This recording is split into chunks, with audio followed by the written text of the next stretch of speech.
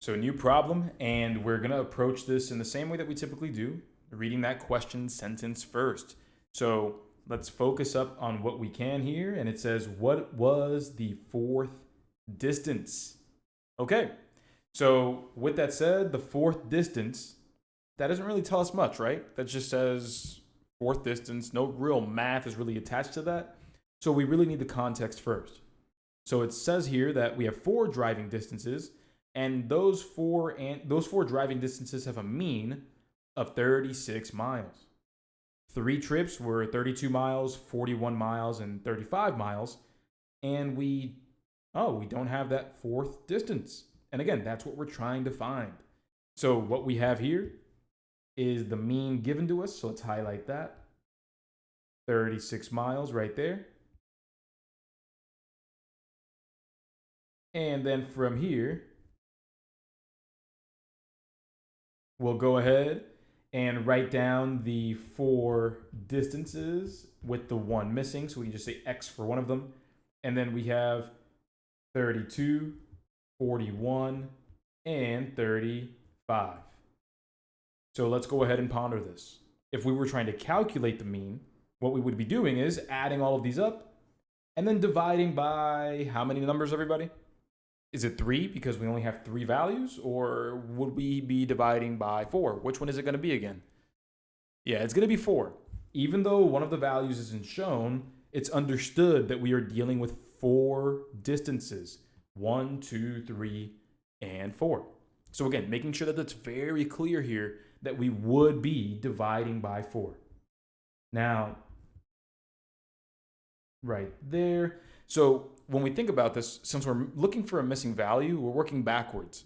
So instead of adding everything up and dividing by the number of numbers, we're going to take that mean and we're going to work backwards by multiplying by 4 and then subtracting the values we have to find that missing value. So it all comes from the formula mean equals total divided by count.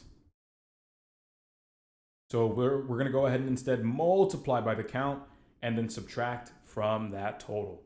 So let's go ahead and get that done, everybody. We have the mean being 36. We have the total right there. And then we have 4 is what we're dividing by. So let's go ahead and show you what that looks like. We'll multiply by 4 on both sides right there. 36 multiplied by 4, we can do that on the side.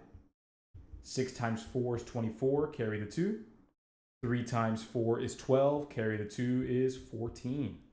So we have 144 equals the total. And remember, everybody, the total is going to be all of those values added up, including the X, including the missing value. So we can replace that over here. 144 equals X plus 32 plus 41 plus 35. We can add these 3 values up together just to give ourselves an easier time. 40, let me grab the laser pointer. So 40 plus 30 plus 30, that's actually going to be 100. It's pretty convenient there. Because again, 30 plus 30 is 60. 60 plus 40 is 100. So then we can continue on by saying 105, 106, and then 108. Nice little convenient mental math to make life a little easier. So let's go ahead and make a little more room for ourselves. Bring this up, and let's finish things nice and clean. So we have X plus 108. That's 144. And then just subtract 108 on both sides, and we are done. Cancels out here on the right side. And then 144 minus 108 gives us 36. So coincidentally, the missing value was also the mean, but the correct answer here is going to be B, 36 miles. And there we are. So new problem, but the same process. We always want to read that question first, everybody. Question sentence is the first thing we focus on. So let's read it together. What distance is covered? Well, this is the point where I would normally ask you, hey, what's the key word that we should be thinking about? What does it sound like we're going to be doing? But, it's kind of handed to you, right? It's kind of handed to you like you're at a restaurant and it's right there. Distance. What distance is covered? Not much thinking needed to be done there. But the follow-up question is this.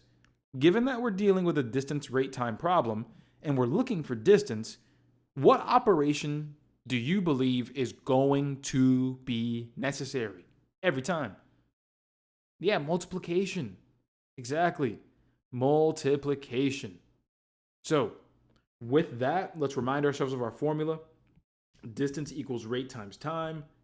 And you know, again, that we are trying to find that distance.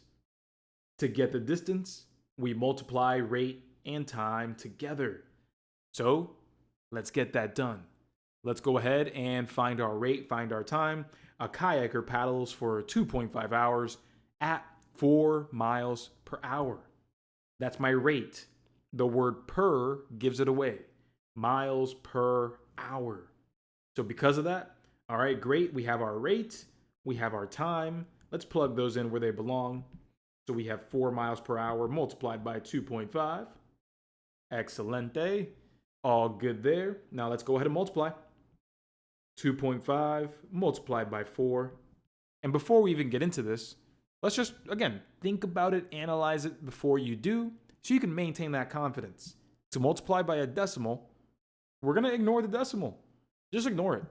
Ignore the decimal, and then we'll bring those decimals back at the end. So let's ignore that decimal right there, and let's get the job done. 5 times 4, that's going to be 20. And we'll carry that too. Next up, we have 2 multiplied by 4. That's going to be 8. And then we'll carry that 2, and that's going to give us 10. So we have 100 on the screen there, but the answer is not 100. Remember, we are bringing the decimal places back. So we had 1 decimal place here. So that's exactly what we'll bring back. 1 decimal place. There we are. And the final answer here is 10 miles. And there we go. The correct answer here is B. Booyah. And we can move forward knowing that, hey, we multiply to get distance. And if we just so happen to multiply by a decimal, we know how to handle that as well. And let's try this next problem out. So first things first is we'll read that question as always. And the question reads, if L equals 11 centimeters and W equals 8 centimeters, what is P? So if you start just from here, you won't quite realize yet that this is a perimeter formula right there, but that doesn't actually matter here because you're given the formula, you're given the pieces, and really all we need to do is plug those numbers into the right places and then move on.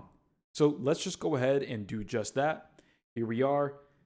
The formula was P equals 2L, and I'll go ahead for the sake of making this not look like a 1, use a capital L, plus 2W, and I'll make that capital to be consistent.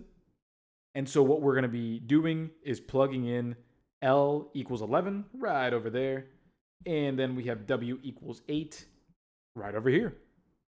And so from there, we'll go ahead and plug it in. P equals 2 multiplied by 11 plus 2 multiplied by 8. We'll continue on. 2 times 11, that's going to give us 22. And then 2 multiplied by 8 is going to give us 16. My party people, what is 22 plus 16? Where will that leave us? Yeah, that'll be 38. And there we go. That's 38 centimeters. And so the correct answer for this problem here will be D. And we're all good and ready to move on.